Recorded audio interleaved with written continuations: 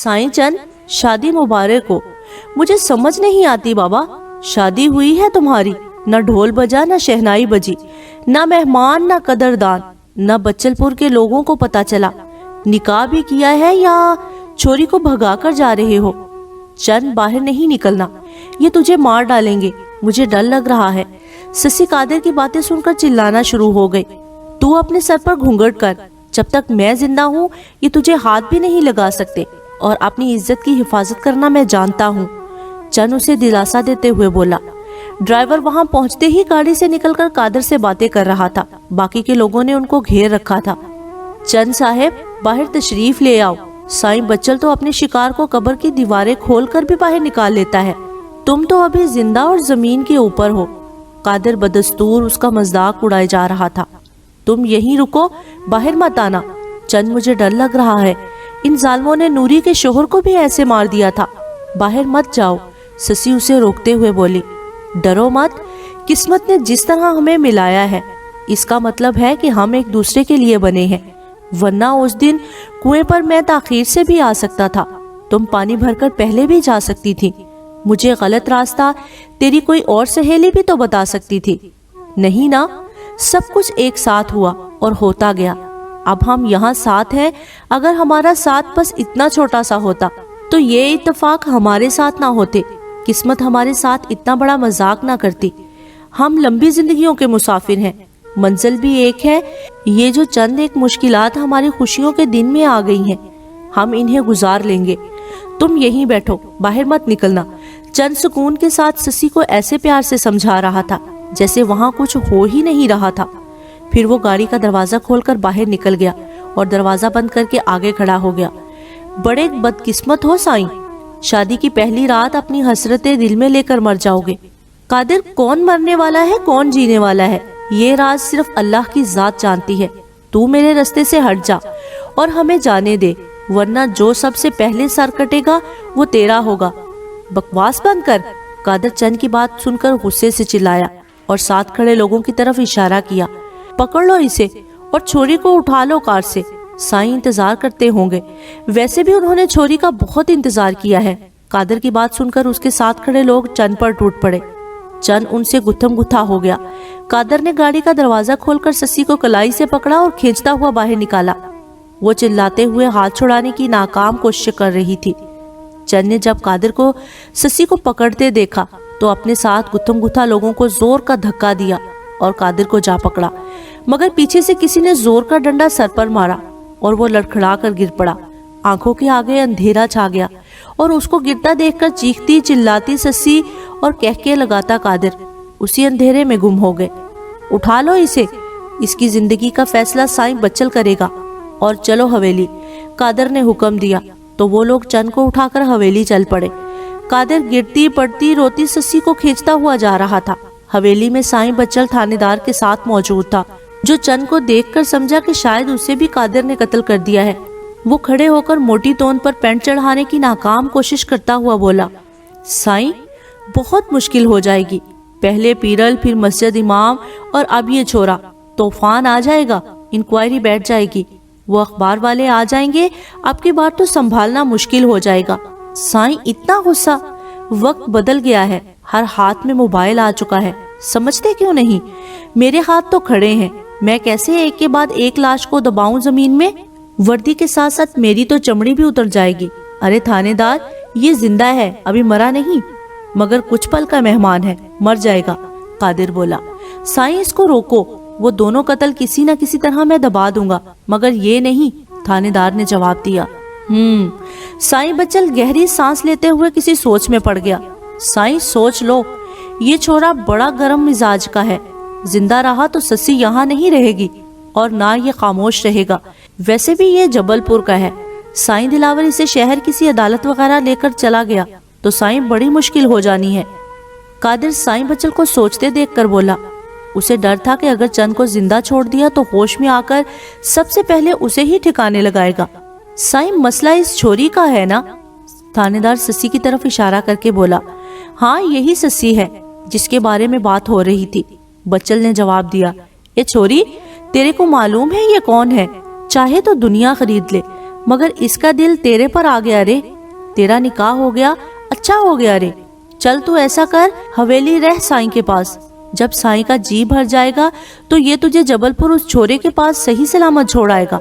अगर बच्चा बच्चा हो गया तो उसे कोई नाम दे देना। ए साईं, पैसा फेंक, छोरी पैसा देखकर मूड बनाएगी। वो गाना नहीं सुना, पैसा फेंक तमाशा देख। थानेदार की बात सुनकर सब लोग वहां हंसने लग गए। एक किसी वेश्या की औलाद, अगर तुझे किसी माँ ने जन्म दिया होता ना तो तू मुझे इस शैतान से बचाता, यूं ना मुझे मशवरे देता। ससी ने चिल्लाकर थानेदार को जवाब दिया, जो उसका जवाब सुनकर गुस्से से लाल पीला होकर उसकी तरफ बढ़ा और बोला, ए साली, क्या बोली रे, माँ की गाली देती? अगर साईं की मंजूर नजर ना होती ना तो अभी पैंट उतारकर सबके सामने तेरी इज्जत की धज्जियां बखेर देता।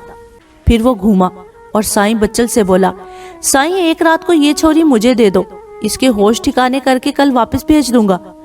नहीं, ये हवेली में रहेगी, कहीं नहीं जाएगी। तू उस छोरे का बोल, छोरे को जिंदा छोड़ दो, मैं इन दोनों का कोई इंतजाम करता हूँ। कादर, नौकरानी को बुलाकर ससी उसके साथ अंदर भेजो, फिर इस छोरे का इंतजाम करते हैं। कादिर ने साईं के कहने पर आवाज लगाई। एक नौकरानी दौड़ती हुई अंदर आई और जी हजूर बोली, ससी को अंदर ले जाओ और इसे तैयार करो, खबरदार सुल्ताना बेगम को खबर ना हो। जी साईं। ससी भागकर चंद से लिपट गई और रोना शुरू कर दिया। उसे आवाजें देना शुरू हो गई, मगर वो बेसुध वहीं हवेली के फर्श पर लेटा रहा और हवेली से आई नौकरानी उसे घसीटते हुए अंदर ले गई। थानेदार, चलो आपकी बात मान लेते हैं, इस छोकरे को नहीं मारते, मगर मुझे इसे ऐसे भी नहीं छोड़ना चाहिए कि ये कल को मेरे गले का फंदा बन जाए। साईं दिलावर छोकरे की तलाश में जरूर हाथ पांव मारेगा। मेरा मतलब समझ रहे हो, कि सांप भी मर जाए और लाठी भी ना टूटे। साईं बच्चल बोला, तो क्या करोगे ऐसा? थानेदार बोला, जो हर दूसरे मिनट सिरकती पैंट को ऊपर करने में मसरूफ था, मगर पैंट भी जिद्दी थी कि पहाड़ नुमा पेट पर चढ़ने का नाम ही नहीं ले रही थी। इसे मार मार कर इसकी याददाश्त खत्म कर देते हैं, पागलों की तरह फिरेगा यहाँ वहां, जिंदा होते हुए भी मुर्दा होगा। वाह साईं वाह, मान गए। चलो जल्दी से शुरू करो, फिर मैं गुलाम रसूल के घर जाता हूँ। लाशों को पोस्टमार्टम के लिए भी भेजना है शहर, डॉक्टर को भी देना पड़ेगा माल। कादर, छोरे को पकड़ो और डंडे के साथ इसके सर के पिछले हिस्से पर चोट लगाओ और लगाते जाओ कि खून निकल आए। कादर ने चंद को लेकर आने वाले लोगों को इशारा किया। एक ने जल्दी से उसका सर पकड़ लिया, दूसरा डंडा लेकर उसकी पीठ के पीछे चला गया और साईं बच्चल का इशारा पाते ही चंद के सर पर बरसाना शुरू कर दिया। सर पर पड़ने वाला डंडा इतना शदीद लगा था कि बेहोश चंद ने दर्द के मारे एक बार आंखें खोली और जोर की चीख मारी। सर पकड़ने के लिए हाथ उठाए ही थे कि दोबारा गिरकर बेहोश हो गया। खून बालों से रिसकर फर्श पर गिरना शुरू हो गया था। बस करो, अब और मारा तो मर जाएगा, उठाओ इसे और मैदान में फेंकाओ। कादिर, जाओ वो जो बैग तैयार किया था थानेदार को उठाकर दे दो। कादिर हवेली के अंदर गया। जब वापस आया तो एक भारी भरकम बैग उसके हाथों में था। लाकर थानेदार के पास रख दिया। थानेदार ने एक बार जिप खोलकर अंदर देखा, फिर मुस्कुराते हुए बैग बंद कर दिया और पुलिस पार्टी को इशारा किया। वो लोग उठ खड़े हुए।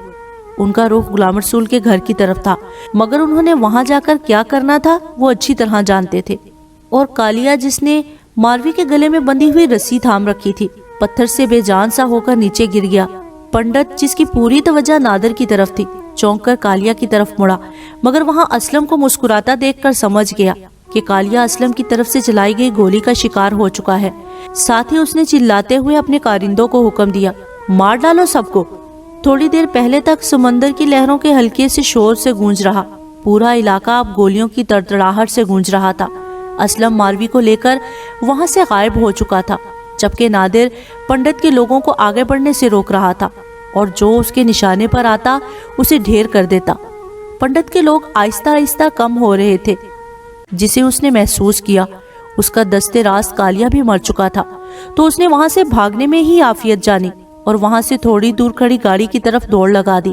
हाँपते कांपते गाड़ी के करीब पहुंचकर उसने सुकून का सांस लिया और रुककर एक नजर पीछे देखा, जहां कोई नजर नहीं आ रहा था, मगर गोलियां चलने की आवाजें अभी तक आ रही थी। जल्दी से उसने गाड़ी का पिछला दरवाजा खोला और छोटे भाई से बोला, जिसे वो गाड़ी के पास छोड़ गया था, जल्दी चलो शंकर, कालिया मारा गया है, नादिर बस पहुंचने ही वाला होगा। कालिया मारा गया है तो जिंदा शंकर भी नहीं है, वो देखो मुर्दा पड़ा है खाई में। असलम ने चेहरा घुमाकर सर से शंकर की टोपी उतारते हुए कहा, जिसे उसने पंडित को बेवकूफ बनाने के लिए पहनी थी, और वो असलम के जाल में फंस भी गया था। पंडित ने असलम को सामने देखकर पिस्तौल निकालने के लिए हाथ नीचे किए ही थे कि उसकी गर्दन पर पिस्तौल की गरम नाल आकर लग गई। आज तेरा दिन नहीं, नादिर का दिन है मुंबई के कुत्ते। तूने जाल बिछाया था मगर हम निकल गए उस जाल से। आज नादिर ने जाल बिछाया है और तू फंस गया है। ये पूरा इलाका नादिर हाथ की लकीरों की तरह जानता है। तुम्हें रोका था, यहाँ से निकल जा, मगर तू बाज नहीं आया। अब तुझे यहाँ से निकलना होगा। हाँ मैं जाता हूँ, फिर लौटकर कराची नहीं आऊंगा। मैं जाता हूँ। पंडित जर्द हो चुके चेहरे से हड़बड़ाते हुए बोले चला जा रहा था। जा मगर ये जिस्म छोड़ के, सिर्फ रूह को लेकर जा। जिस्म तेरा यहाँ के आवारा कुत्ते खाएंगे। नहीं, मुझे माफ कर दो, मुझे जिंदा जाने दो। हमारे खून और जिंदगी का दुश्मन जिंदा नहीं रह सकता। चल राम राम कर, तेरे फना होने का वक्त आ गया है। नहीं नादर, नहीं, मुझे जाने दो। मगर नादर ने उसकी अनसुनी कर ट्रिगर दबाया। करीब से चलने वाली MM9 की गोली ने उसकी खोपड़ी के परखचे उड़ा दिए थे और वो कटे हुए तने की तरह गिरकर बेसुध हो गया। मारवी कहाँ है? भाई उसे थोड़ा दूर रखा है, जाओ ले आओ उसे। ठीक है भाई। वो दोबारा से पत्थरों के ऊपर चलता हुआ गायब हो गया। जब वापस आया तो मारवी उसके साथ थी, जिसके हाथ पांव खुले हुए थे। कैसी हो जासूस? अगर ये हरकत दोबारा मेरे साथ की तो ये खोपड़ी दोबारा दुनिया देखने को सलामत नहीं रहेगी। औरत हो, औरत बनकर रहो, मगर याद रखना तुम्हें औरत होने की वजह से बार बार छूट नहीं मिलेगी। मार डाला, सबको मार डाला। कौन हो तुम? किसने तुमको लाइसेंस दिया है मारने का? इस मुल्क में पुलिस, अदालत, वकील, जज सब मौजूद हैं। तुमने कैसे सबको मार दिया? बोलो, कातिल हो तुम। मारवी उसकी बातों का जवाब दिए बगैर पंडित और उसके भाई की लाश देखकर बोली, तुम होती कौन हो? मुझ नादिर से ये पूछने वाली। असलम इसे बोलो यहाँ से चली जाए, वरना मैं भूल जाऊंगा कि मेरी रगों में दौड़ने वाला खून इसी का है। असलम शशोपंज में मुब्तला होकर दोनों को देख रहा था। कहाँ नादिर मारवी से शादी करने के ख्वाब देख रहा था और कहाँ अब दोनों यूं जल्दी जल्दी रास्ता बदल रहे थे। मारवी नादिर के इरादों से नावाकिफ थी, वरना वो इतने गुस्से में ना बोलती। जहां मारवी ने बर वक्त खून देकर नादिर की जान बचाई थी, वहीं नादिर ने भी अपनी परवाह किए बगैर उसे पंडित के चुंगल से निकालकर हिसाब बराबर कर दिया था। कौन हो तुम? कराए का गुंडा या बहरूपिया या अंडरवर्ल्ड का डॉन, जिसने मासूम लोगों को बेवकूफ बनाकर अब उनका बादशाह बन गया है? मारवी मुसलसल बोले जा रही थी। मिस मारवी, क्या जानती हो तुम मेरे बारे में? मैंने जब होश संभाला तो मेरे हाथ में बाप की उंगली नहीं थी, माँ की गोद नहीं थी। मेरे हाथ में रोटी का एक टुकड़ा था, जिसको छीनने के लिए कई हाथ मुझसे गुत्थम गुत्था थे, और बिल आखिर वो हाथ मुझसे रोटी का टुकड़ा छीन कर ले गए। उस रात मैं अपने शौहर की पहली रात भूखा सोया। मैं रोता रहा, किसी ने मुझे रोटी नहीं दी। यही शहर था मिस मारवी, यही शहर था। शौहर संभालते जो जिंदगी का पहला सबक मिला वो यही था, हाथ मजबूत हो तो कोई तुमसे कुछ नहीं छीन सकेगा, वरना मुंह का निवाला भी छिन जाएगा। फिर ये शहर अपना माँ बाप बन गया। इसने हमारी तरबियत की और आज हम जो कुछ भी हैं इस शहर की बदौलत हैं। कोई हमें ताना नहीं मार सकता कि हम कातिल हैं, चोर हैं, लुटेरे हैं।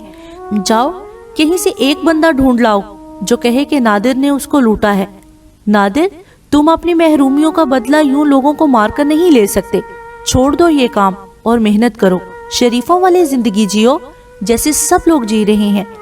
माफ करना, तुम अभी ये कलम संभाल कर इस कचरे में आई हो। नादिर पैदा ही इस कचरे में हुआ है। कौन था अपुन का माँ बाप जो मुझे यूं छोड़ गया? अपुन यहाँ के शरीफों को जानता है। इन शरीफों से अच्छा अपुन गली का गुंडा सही है। तुम जाओ यहाँ से, अब दोबारा नादिर के सामने मत आना। जो लिखना अपुन के बारे में दिल खोल कर लिखो। नादिर किसी पुलिस, थाने, अदालत, जज से नहीं डरता और अपुन कैसा है सबको मालूम है। तुमने भी जान लिया, अब जाओ।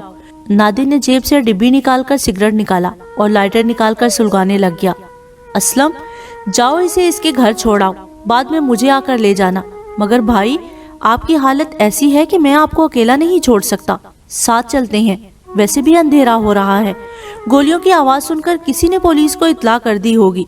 उनकी चिक चिक सुनने से अच्छा है कि निकल चलते हैं। जाओ असलम, मैं तुम्हारा इंतजार कर रहा हूँ। اسلم خاموشی سے پنڈت والی گاڑی میں بیٹھ گیا اور ماروی کو لے کر وہاں سے چلا گیا۔ میڈم آپ نے اچھا نہیں کیا، بھائی کو اداس کر دیا۔ بھائی کبھی کسی لڑکی کو دیکھ کر خوش نہیں ہوا، کسی سے بات نہیں کی، مگر آپ کو پتا ہے جب وہ بے ہوش تھا تو اسے پتا چل گیا تھا کہ آپ ہسپتال آئی تھی۔ وہ زخمی ہونے سے پہلے تک آپ سے شادی کی بات کرنے والا تھا، مگر آپ نے اس کے پرانے زخم کھرچ کر اسے اداس کر دیا ہے۔ وہ اب آپ سے کبھی نہیں بولے گا، میں جانتا ہوں اسے۔ اس سے اب دور رہو، گاڑی روکو، مجھے اتار دو اور تم واپس جا کر نادر کو لے آؤ۔ مجھے اس کے قریب آنے کی کوئی ضرورت نہیں، میری زندگی میں بہت سے راستے کھلے ہیں جن کو میرا انتظار ہے، مجھے یہیں پر اتار دو، میں چلی جاؤں گی۔ اسلم نے ماروی کے کہنے پر گاڑی سائڈ پر کی، اسے اتارا اور پھر واپس بوجھل دل کے ساتھ نادر کی طرف روانہ ہو گیا۔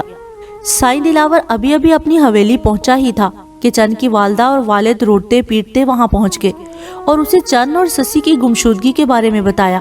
وہ سوچ رہا تھا کہ ڈرائیور ان دونوں کو چند کے گھر اتار کر واپس آنے ہی والا ہوگا، مگر یہاں تو الٹا کام ہو گیا۔ سائیں بچل، تیرا کیا کروں میں؟ اب تیرا مرنا ضروری ہو گیا ہے، ورنہ تو دوسروں کی زندگیاں اجاڑ دے گا۔ سائیں دلاور غصے سے بولتے ہوئے اٹھ کھڑا ہوا اور ٹہلنا شروع ہو گیا، جیسے کوئی فیصلہ کرنے کے لیے ذہن بنا رہا ہو۔ اوے فضلو، بندے نکالو، سب بندوقیں اٹھا لو، آج سائیں بچل کے سب پرانے حساب برابر کرنے ہیں۔ سائیں دلاور کی اونچی آوازیں سن کر اندر سے سریا بیگم اور بیٹا طاہر بھی نکل آیا۔ سائیں دلاور کو بندوق تھامے دیکھ کر سریا بیگم نے بھاگ کر اسے بندوق چھیننی چاہی، مگر سائیں دلاور نے سریا کو جھٹک دیا اور فضلو کے ساتھ باہر نکل گیا۔ ابا سائیں، رات کے اس پہر بچل پور جانا ٹھیک نہیں، اگر جانا بھی ہے تو مجھے جانے دے، آپ تھک گئے ہیں، آرام کرو۔ طاہر باپ کو روکتے ہوئے بولا، نہیں پتر، یہ بڑوں کے کرنے کے کام ہیں جو ہمیں کرنے ہیں، ویسے بھی تو اس گھر کا داماد بننے والا ہے، تیرا سامنا سائیں بچل سے نہ ہی ہو تو بہتر ہے۔ جاؤ اندر جاؤ اور ماں کو سنبھالو، میں آتا ہوں ابھی۔ باہر 8 درجن گاڑیوں میں سائیں دلاور کے بندے بندوقیں سنبھالے تیار کھڑے تھے، جو سائیں دلاور کی گاڑی کے پیچھے پیچھے چل پڑے۔